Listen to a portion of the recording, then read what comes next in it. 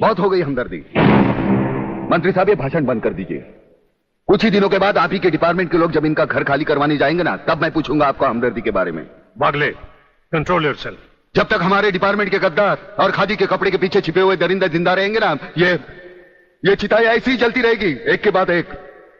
कुछ चंद सिक्के मिलेंगे भाभी को सरकार की तरफ से भविष्य के लिए।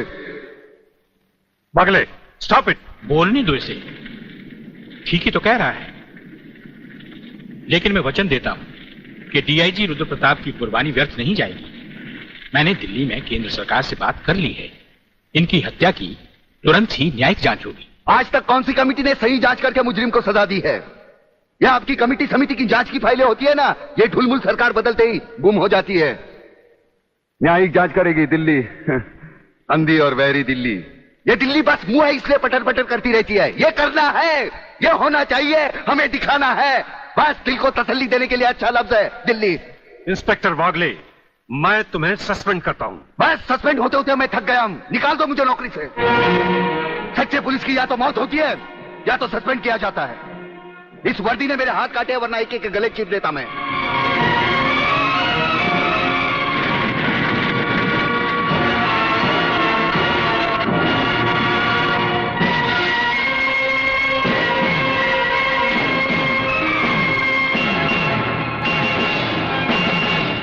ना तलवार की धार से, ना गोलियों की बौछार से। बंदा डरता है तो सिर्फ परवरदिगार से।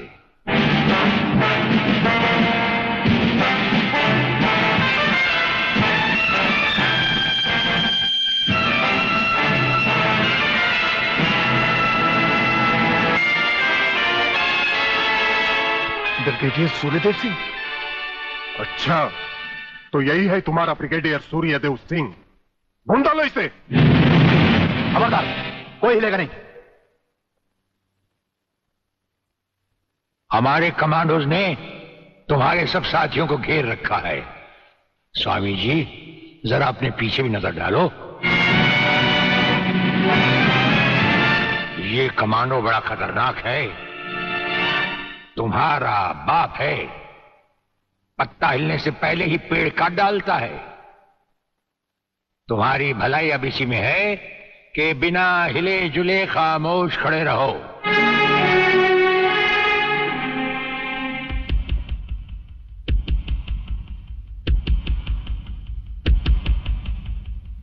दुबे नाम है सत्यवादी।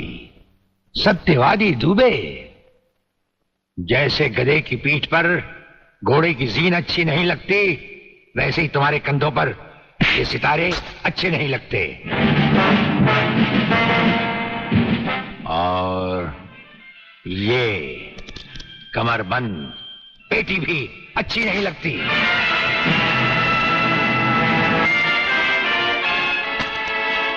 अब वो कसम याद करो जो तुमने खाई थी ये वर्दी पहनने से पहले। हम कसम खाते हैं कि हम पूरी ईमानदारी और वफादारी से देश और कानून की रक्षा करेंगे।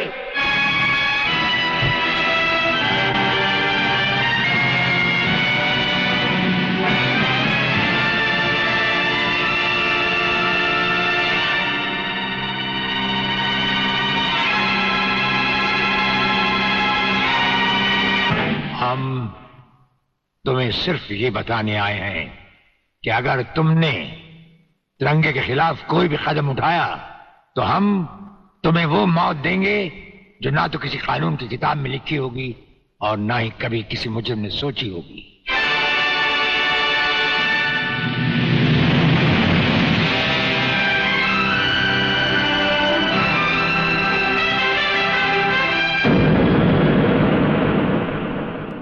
योर ऑनर, मैं इंस्पेक्टर वागले, इस केस की छानबीन मैं कर रहा हूं। अदालत से इस केस के बारे में कुछ कहने की इजाजत चाहता हूं। इजाजत है। Thank you sir.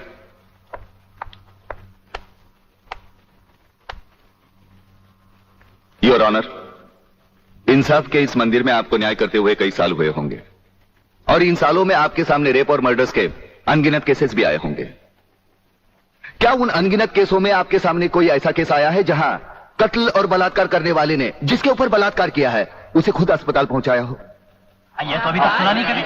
सही कह रहा है ये, कुछ ना कुछ गड़बड़ जरूर है। बहुत बड़ी ऑर्डर ऑर्डर।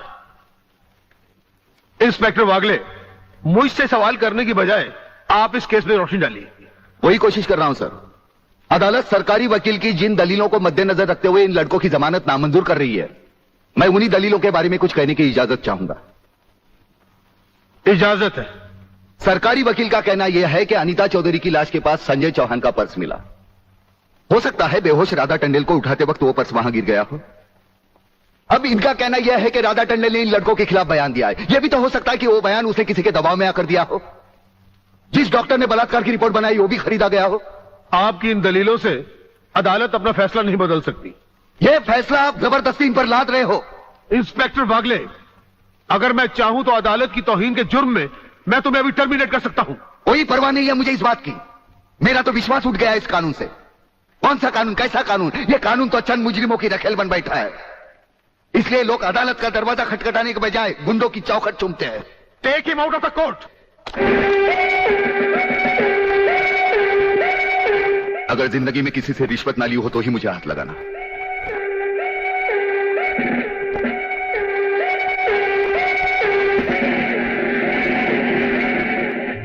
इन्हें गिने भुक्कड़ लोगों की वजह से अदालत शतरंज की बिसात बन गई है, जहां कोई भी आकर कानून से खेल सकता है। लेकिन इन खिलाड़ियों को अगर मैंने सच्चा कानून नहीं सिखाया तो मेरा नाम भी शिवाजी राव वागले नहीं।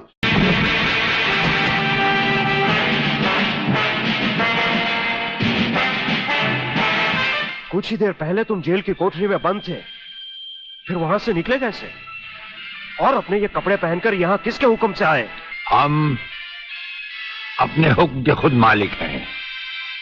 हम अपने हुक्म से ही अंदर आए थे और अपने हुक्म से बाहर चले जाएंगे। तुमसे अच्छी तरह मिल लेने के बाद। तुम्हें अच्छी तरह मालूम होना चाहिए कि तुम किसके सामने बैठे हो। हमें मालूम है, इसीलिए तो जूते तुम्हारे मुंह के सामने रखे हैं। तुम जैसे गद्दारों से हम नहीं, हमारे जूते ही मुंह लगाते हैं। सूर्यदेव सिंह! ब्रिगेडियर सूर्यदेव सिंह, भूल कैसे गए? हम आज भी ब्रिगेडियर हैं, कल भी ब्रिगेडियर थे। जेल में आना तो एक नाटक था तुम जैसे मुजरिम तक पहुंचने के लिए। और ये रहे तुम्हारे काम के कागज। ये हमारा रिहाई का ऑर्डर और ये है तुम्हारी गिरफ्तारी का वारंट।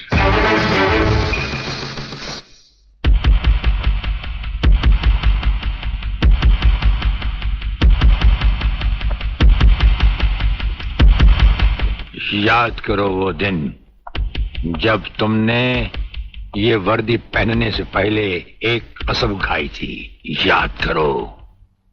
हम कसम खाते हैं कि हम पूरी ईमानदारी और वफादारी से देश और कानून की रक्षा करेंगे।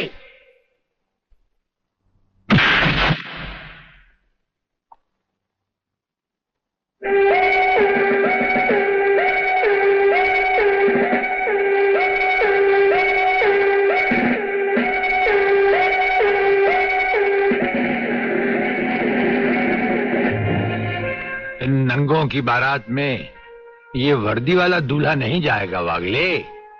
इसके भी कपड़े उतार डालो।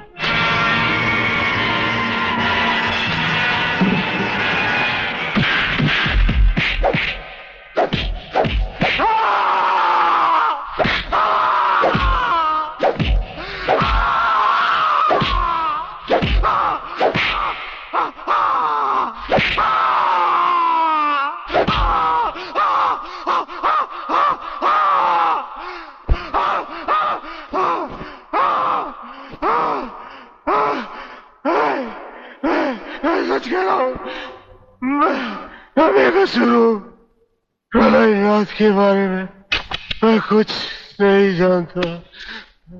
बेहोश होने से पहले 3 बार, होश में आने के बाद 3 बार तेरा इसी तरह इलाज करता रहूंगा। यही 1500 की नौकरी करने वाला एक दिन तुझे 150 का कफन पहनाएगा प्रलयनाथ। आज से तो उल्टी गिनती गिनना शुरू कर दे। जिस दिन भी मुझे तेरे खिलाफ एक भी सबूत मिला ना, तुझे ऐसी मौत मारूंगा कि तेरी पापी आत्मा अगले 7 जन्म तक किसी दूसरे शरीर में घुसने के पहले कांप उठेगी। अबे चुप! एक लफ्ज भी आगे बोला तो भून के रख दूंगा। तू मारेगा मुझे? है? चल चला, अब क्या सोच रहा है? चला गोली। अपनी मां का दूध पिया है तो चला गोली। इस बदन को छूने के लिए शेर का कलेजा चाहिए। तेरे जैसा बुज़दिल और नामर्द मुझ पे क्या गोली चलाएगा? चला।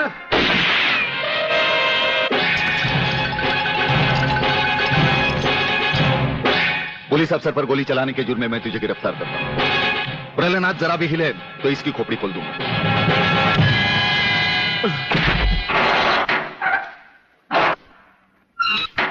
अगले, मेरा बाप तुझे छोड़ेगा नहीं। आखिर तुमने वही किया जो हम नहीं चाहते थे। आज तक एक बात मेरी समझ में नहीं आई, आखिर आप चाहते क्या है? क्या आप ये चाहते हैं कि एक के बाद एक की मौत होती रहे और हम चुपचाप देखते रहें? पहले डॉक्टर गुप्ता की मौत हो गई, फिर अली मारा गया, आज इस प्रहलाद के पिल्ले ने मुझ पर गोली चलाई। ये देखिए, अगर मैंने बुलेट प्रूफ जैकेट नहीं पहनी होती तो मरने वालों की लिस्ट में मेरा भी नाम जुड़ जाता। लेकिन इसने तुम पर गोली क्यों चलाई? क्योंकि मैंने इसे मजबूर किया था। इसके खिलाफ सारे सबूत मैंने पहले ही इकट्ठा कर लिए थे। सवाल था उंगलियों के निशान का, जो इस रिवॉल्वर पर मौजूद हैं। एक बात मैं दावे के साथ कह सकता हूं सर, अनीता चौधरी का कातिल और राधा टंडेल से शरीर संबंध रखने वाला यही है रसिकनाथ। डीआईजी के बेटे संजय को फंसाया है क्योंकि वो अपने बाप के कातिल का चश्मदीद गवाह है।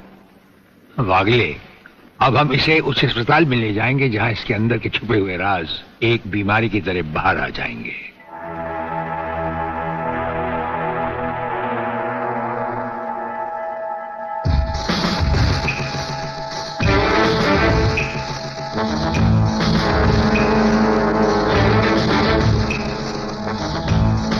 जो दुश्मन यहां बांधा गया, समझो उसकी अर्थी उठ गई। हमारा ये हथियार आग उगलता है। जो कुछ हमने पूछा, अगर उसका जवाब तुमने सच सच नहीं दिया तो ये हथियार तुम्हें जला डालेगा।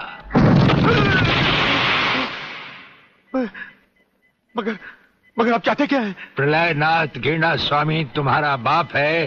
हाँ जी, हाँ जी। और अब वही इस देश को खत्म करने की तैयारियां कर रहा है। हाँ जी, बिल्कुल। हाँ, मुझे माफ कर दो, मुझे जाने दो। नहीं, मैं बताता हूँ, मैं सब बताता हूँ। मेरे बाप का अगला प्लान क्या है? मुझे छोड़ दो। हाँ, मुझे मेरे बाप से कोई लेना देना नहीं है। मैं तो उसको जानता भी नहीं हूँ। मेरे बाप का अगला प्लान है कि प्रोफेसर खुराना को किडनैप करने वाला है।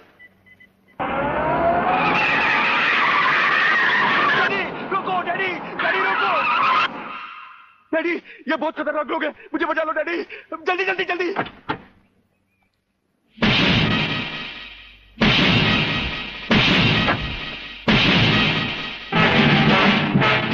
प्रलयनाथ, वो रहा तुम्हारा कबूतर बेटा और उसके गले में है जला देने वाला बम।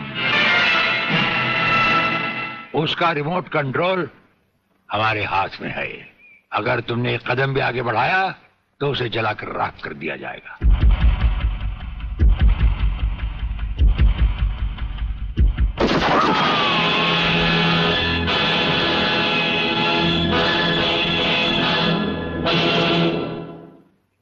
काफी हो गया, ये तमाशा बंद करो प्रलयनाथ।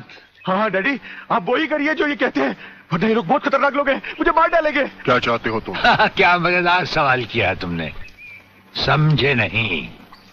प्रोफेसर खुराना को वापस करो और अपने इस कबूतर बेटे को यहां से लेकर रफू चक्कर हो जाओ।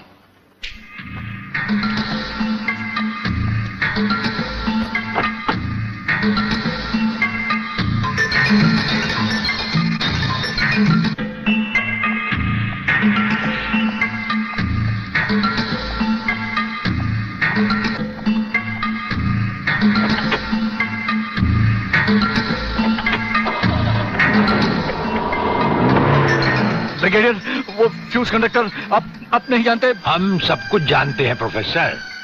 उसकी गाड़ी में हमारा ट्रांसमीटर लगाया जा चुका है। वो जो कुछ भी कहेगा, जो कुछ भी करेगा, जहां कहीं भी जाएगा, उसकी हर एक मूवमेंट की खबर हमें मिलती रहेगी। हमारे ट्रांसमीटर का सिग्नल बता रहा है कि गिड्डा स्वामी का अड्डा वो ये रहा, ये से बाहर एक वीरान जगह पहाड़ियों के बीचों बीच है। कमांडोज रेडी फॉर ऑपरेशन तिरंगा।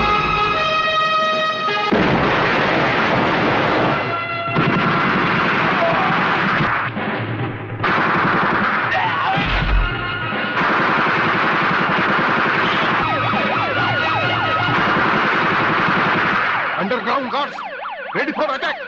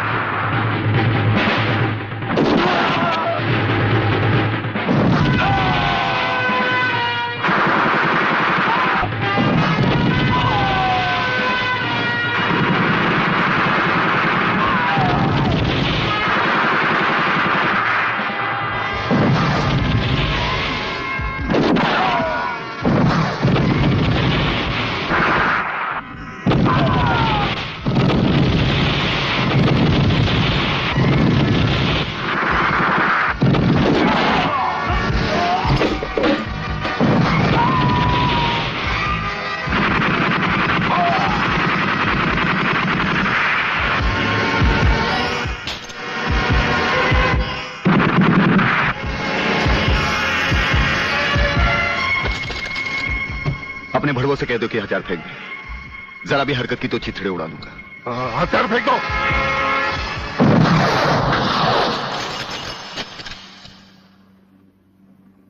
हम तो समझे थे कि तुम जंगबाजों की तरह जंग लड़ोगे, लेकिन तुम तो एक घटिया किस्म के भगौड़े प्यादे निकले।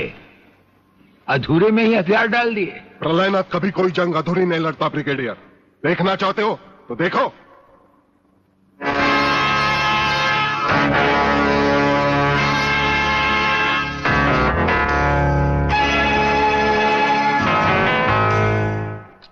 देखा वागले, अब हथियार नीचे डालने की बारी तुम्हारी है। डाल दो हथियार।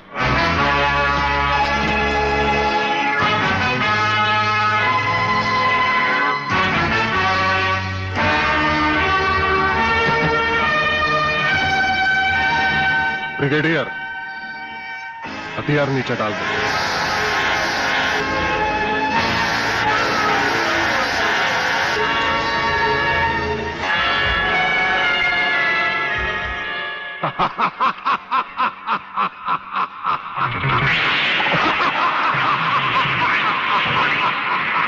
बागले साहब, यही है मेरे पिताजी का कातिल। इसीने मेरे पिताजी का खून किया। यही है कातिल। बागले साहब, मत छोड़ना इसे।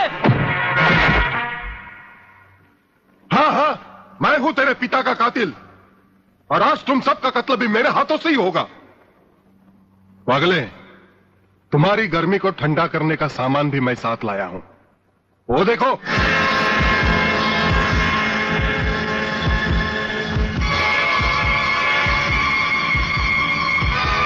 खबरदार अपनी जगह से हिलने की कोशिश की।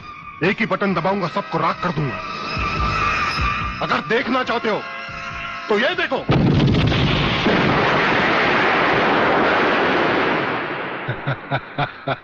देखा ब्रिगेडियर, मेरी जंग की शुरुआत, और इसकी इंतहा होगी तुम्हारी बर्बादी और हिंदुस्तान का खात्मा। हिंदुस्तान का खात्मा?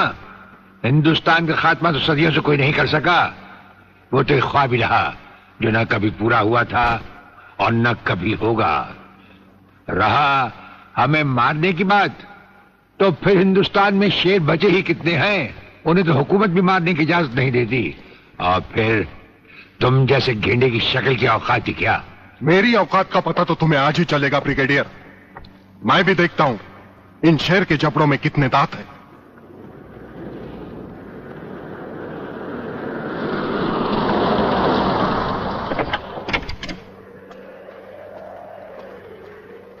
नमस्कार शिवाजीराव वागले। आओ आओ हिजड़े की औलाद आओ, तेरी ही कमी थी। आ जब तक हमारे देश के हिस्से में तेरे जैसे मंत्री आएंगे ना, हमारे देश का इसी तरह कल्याण होता रहेगा। नमस्ते। वाह प्राणनाथ जी वाह, क्या खूब मिलाई है इन दो देशभक्तों की जोड़ी, जो आज देश के नाम पर एक साथ शहीद हो जाएंगे।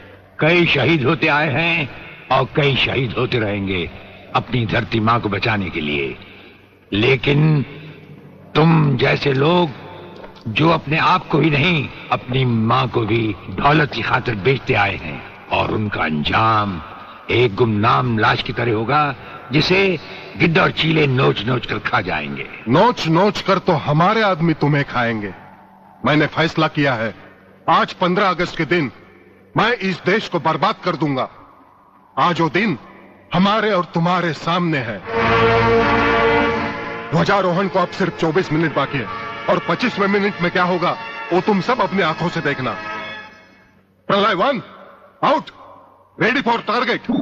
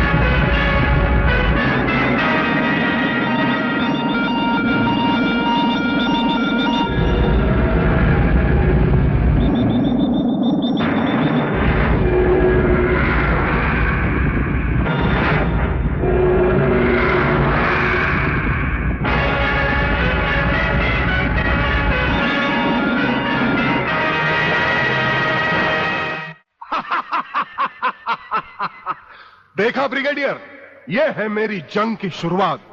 अब तुम सबके सामने ये मेरे तीनों मिसाइल्स ईस्ट, वेस्ट और नॉर्थ कमांड को खत्म करेंगे और हिंदुस्तान पर विदेशी हुकूमत का झंडा लहराएगा। और इस देश की बर्बादी तुम सब अपनी आंखों से देखोगे। ये देखो।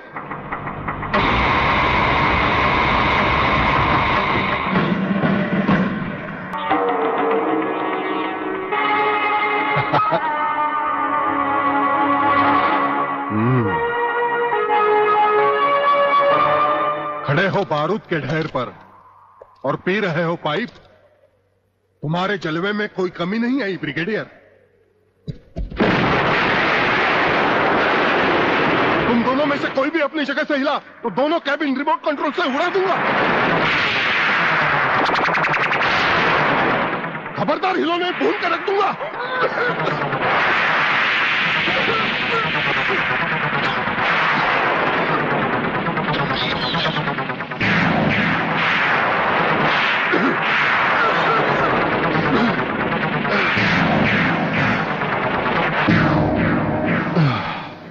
ये तो हमारे एक छोटे से पीने वाले पाइप का कमाल था।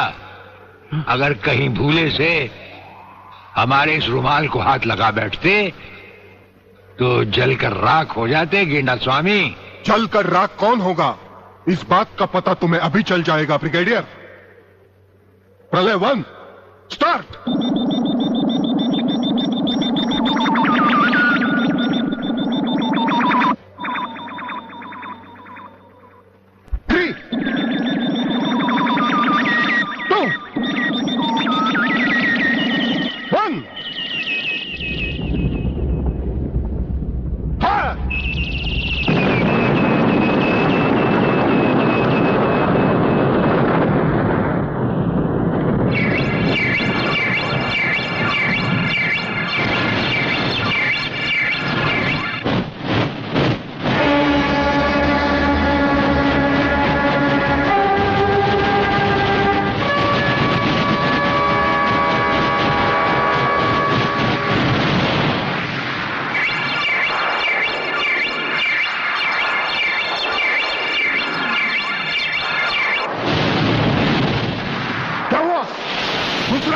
सब मिसाइल चालू कर दो।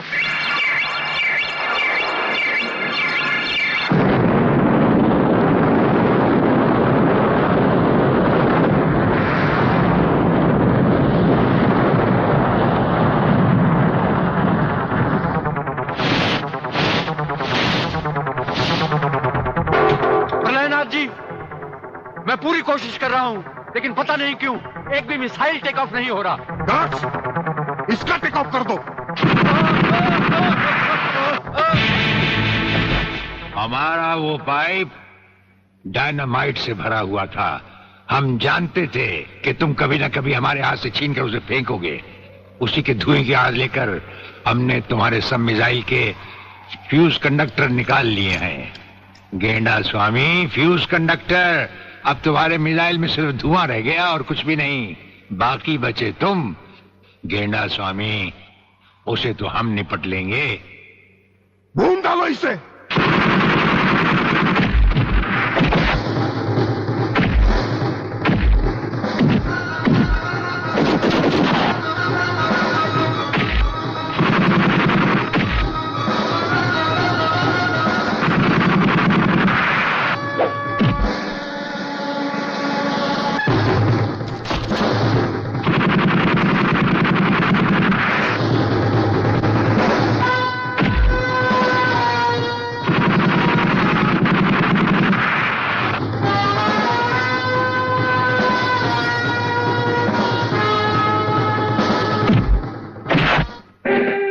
मैं शिवाजीराव बागले, मराठा मरता है या मारता है। याद है मैंने तुझे एक दिन कहा था, यही 1500 की नौकरी करने वाला एक दिन तुझे 150 का कफन पहनाएगा।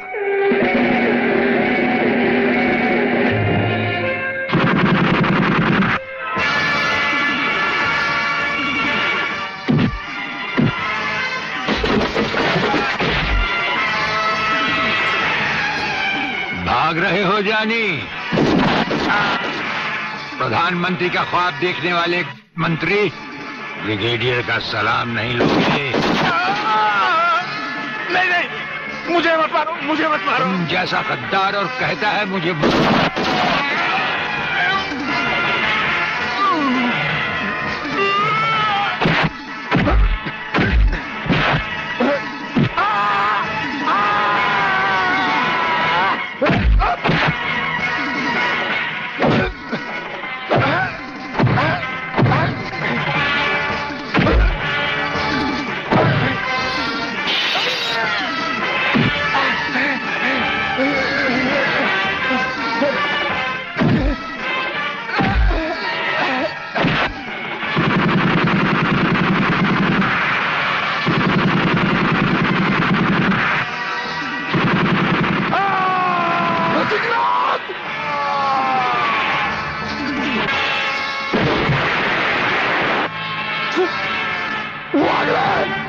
Come here!